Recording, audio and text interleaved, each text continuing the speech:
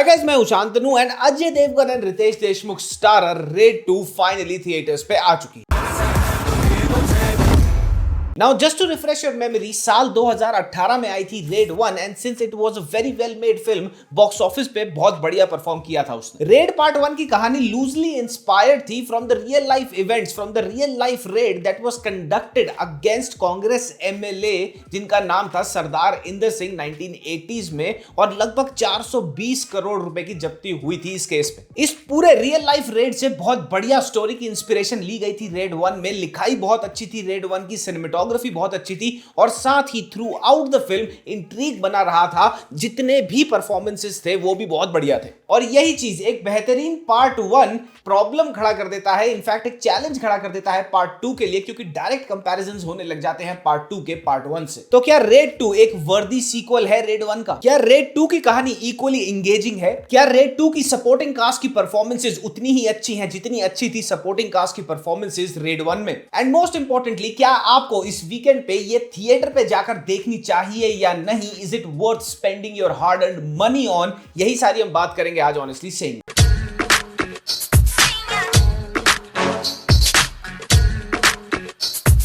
So first things first, red 2 की कहानी शुरू होती है इन द ईयर 1989। 7 साल बीत चुके हैं रेड 1 में जो हमने कहानी देखी थी उसको घटित हुए। शुरुआत में ही एक इंटरसेप्शन का सीन आता है जहां पर एक लूट को इंटरसेप्ट करता है अजय देवगन का कैरेक्टर यानी कि अमेय पटनायक, और उसके बीच में जो डायलॉग इंटरेक्शन होती है ना अजय देवगन की और उन लोगों की, बहुत ही जबरदस्त है वो। अंदर ये शस्त्रधारी देख रहे हो, बाहर सरकारी कर्मचारी देख रहे हो। रामेश्वर सिंह यानी कि सौरभ शुक्ला साहब का कैरेक्टर जो हमने पार्ट 1 में देखा था एज द मेन एंटागनिस्ट, वो इस टाइम जेल में दिखाया जाता है। साथ ही अजय देवगन का एक बार और ट्रांसफर हो जाता है और ये होता है ट्रांसफर नंबर 74। ये तो सिर्फ 74 बार है, प्लैटिनम जुबली तो अभी बाकी है। साथ ही अजय देवगन साहब के कैरेक्टर पे एलिगेशंस लगा दी जाती हैं करप्शन की। तो बेसिकली अमेय पटनायक यानी कि अजय देवगन का कैरेक्टर अपनी एक नई तरह से जिंदगी, अपनी एक नई तरह से ड्यूटी शुरू कर रहा है एक भोज नाम के नए शहर में, जहां पे he is trying to establish himself as the same old Amey Patnaik who is a very upright officer. तो फिल्म की कहानी यहीं से आगे स्नोबॉल होती है और धीरे धीरे अपने तार खोलने शुरू करती है। एक बारी में ही कुछ भी रिवील नहीं होगा या फिर एक बारी में ही आपको इतना कंफ्यूज नहीं कर दिया जाएगा कि आप कहीं पे भी डीरेल हो जाए, आपकी अटेंशन कहीं पे भी टूट जाए। कुछ भी नहीं है सर। बहुत ही well laid out screenplay है थ्रू आउट द फिल्म। आपको बहुत ही इंटेलिजेंटली और लॉजिकली बताया जाएगा कि कैसे रेड 2 का जो एंटागनिस्ट है यानी कि रितेश देशमुख का जो कैरेक्टर है वो कनेक्टेड है पार्ट 1 के एंटागनिस्ट से। अम्मा, वो लखनऊ वाले ताऊ जी याद है जिनके घर छापा पड़ा था 7 साल पहले? एक बहुत ही जबरदस्त चूहे बिल्ली का खेल चल रहा है और दोनों ही इस बार इक्वली स्मार्ट है। एक तरफ अगर आपको दिखेगा अजय देवगन साहब का कैरेक्टर कि भैया उसको हर चीज पता है अपने एक्सपीरियंस से, उसको पता है कि कहां पे पैसा छुपाया होगा, कैसे पैसा छुपाया होगा, कब कहां पे कौन सी मनी लॉन्डर करी गई होगी। तो दूसरी तरफ जो रितेश देशमुख का कैरेक्टर है वो हमेशा उनको एक स्टेप आगे ही मिलता है। वहां की सरकार, वहां के सीएम नहीं, दादा भाई चलाते हैं।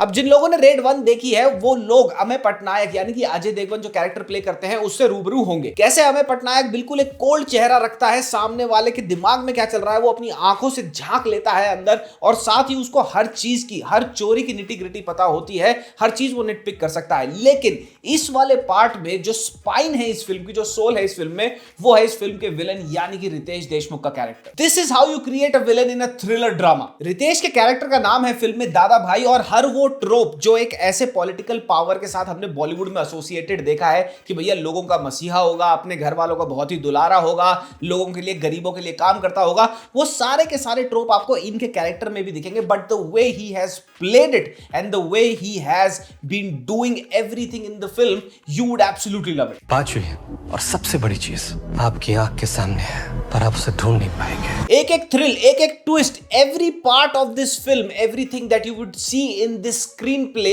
Is very carefully planted to keep you hooked, और वो आपको आखिरी तक हुक्ड भी रखेगा। वानी कपूर जो इस पार्ट में अजय देवगन की वाइफ प्ले कर रही हैं, उनका नाम होता है मालिनी, और उनका पार्ट जब स्क्रीन पे आएगा आप उनको हल्के में मत लेना, क्योंकि उनका जो पार्ट है वो भी स्क्रीन प्ले और पूरी कहानी का जो प्लॉट है ना उसके लिए बहुत इंटेग्रल है। कैसे रितेश देशमुख का कैरेक्टर एक मोची से एक दादा भाई बन जाता है ना, एक रॉबिन हुड फिगर बन जाता है, और कैसे रितेश देशमुख इस पूरे के पूरे कैरेक्टर को ओन करते हैं ना, it is a sight to see. But at the same time you will also end up realizing कि भैया रितेश देशमुख को एक मस्खरे के, एक गूफ के कैरेक्टर में बॉलीवुड में इतने लंबे टाइम तक स्टीरियोटाइप कर दिया गया है कि अगर कोई विलेन का नाम ले तो he would not be the first person to pop up in your head as a very mighty and very well done villain.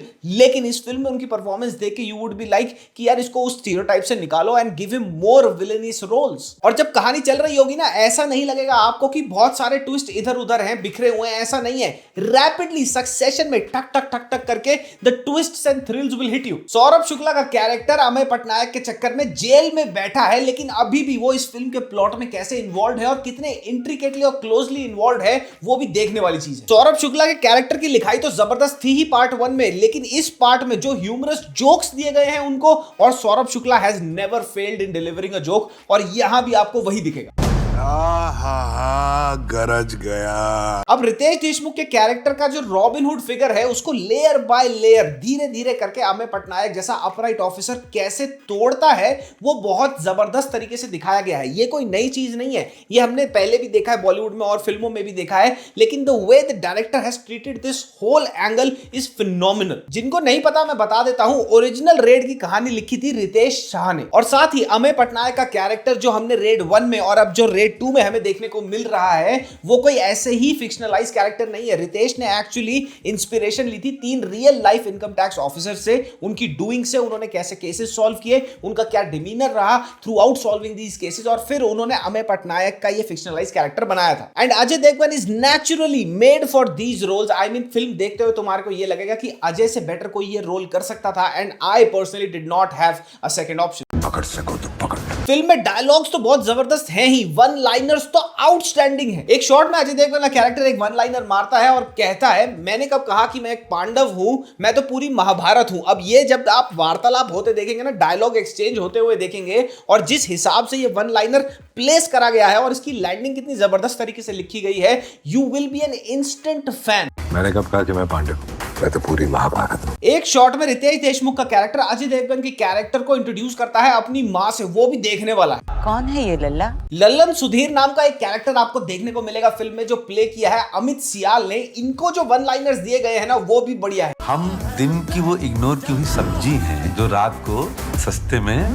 Every shot, every sequence and everything that happens on the screen एक example की तरह आपको लगेगी कि कैसे एक writer और एक डायरेक्टर की सांठगांठ अगर बहुत जबरदस्त तरीके से बैठे तो एक कैसा प्रोडक्ट निकल सकता है। बिल्कुल ऐसे ही डायरेक्टर राजकुमार गुप्ता की डायरेक्शन ने एलिवेट कर दी राइटिंग रितेश शाह की रेड 2 में। एक चीज मैंने नोटिस करी कि फिल्म की लिखाई इतनी बेहतरीन है कि वो लिखाई अलाउ करती है, एक स्पेस देती है एंटैगनिस्ट और प्रोटैगनिस्ट को मूव करने के लिए, बहुत सारी चीजें कन्वे करने के लिए with their eyes. Supriya Pathak ji is a delight to watch on screen, और इस फिल्म में सुप्रिया पाठक रोल प्ले कर रही हैं रितेश देशमुख की मदर का। उनको रेफर करा गया है एज अम्मा। एक एक शॉट जब भी वो आपकी स्क्रीन पे आएंगी ना, आपको मजा आ जाएगा देख के कि भैया पता लग जाएगा कि एक वेटरन एक्टर को एक बढ़िया स्क्रिप्ट दे दी जाए ना, वो आज के टाइम पे भी they can not miss. To be honest with you guys, Vaani Kapoor के रोल को लेकर ना मैं थोड़ा डाइसी था। पहले तो मुझे ये नहीं समझ आ रहा था कि इलियाना डिक्रूज को क्यों रिप्लेस कर दिया, फिर वानी कपूर को क्यों ले लिया, but anyhow Vaani Kapoor does play a very substantial role in the film,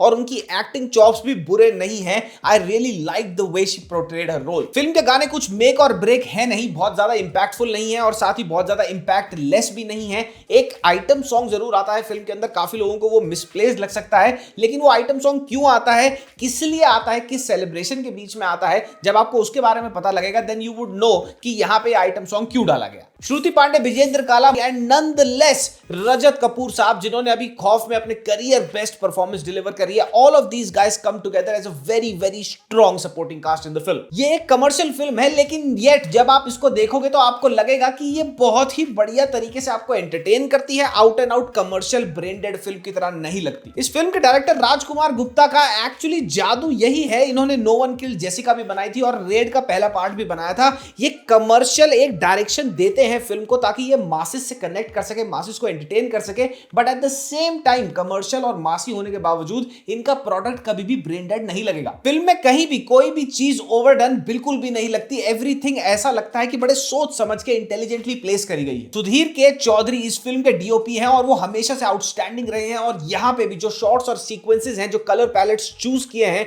जिस तरीके से बहुत सारे शॉट्स को फिल्माया गया है, आउटस्टैंडिंग है वो। जहां एक तरफ म्यूजिक कुछ खास नहीं है जैसे कि मैंने कहा था, लेकिन अमित त्रिवेदी जी का जो बैकग्राउंड स्कोर है, जो बीजीएम है, वो बहुत ही आउटस्टैंडिंग है। बॉलीवुड में ऐसे बहुत ही कम सीक्वल्स देखे गए हैं जो पार्ट 1 की सक्सेस का, पार्ट 1 की स्टोरी टेलिंग का जो सक्सेसफुल डीएनए था उसको कैरी फॉरवर्ड करते हैं अपने साथ पार्ट 2 में, और ये फिल्म बिल्कुल वही करती है। इनफैक्ट मैं तो ये तक कहूंगा कि Raid 2 is a much better package than what Raid 1 was. इस फिल्म में रितेश देशमुख की परफॉर्मेंस देख के एज द विलन आपको ये लगेगा नंबर 1 तो कि भैया ये ओवरशैडो कर रहे हैं अजय देवगन की परफॉर्मेंस को। तो भैया मेरे को तो मजा आ गया ओवरऑल फिल्म देखकर। ये होती है एक अच्छी कमर्शियल फिल्म जो रूट से जुड़ी रहे और मासेस को एंटरटेन भी करे। बेहिचक अपने परिवार के साथ जाके देख सकते हो, and I am very sure that everyone would walk out of the theatres with a wide smile on their faces. तो गाइस ये था मेरा रिव्यू ऑफ रेड 2। जाओ जाके देखो थिएटर में, बढ़िया थिएटर एक्सपीरियंस है। अब मेरा वक्त आ गया है अपने मूड की मैया पोतने का, यानी कि संजू बाबा की भूतनी देखने का।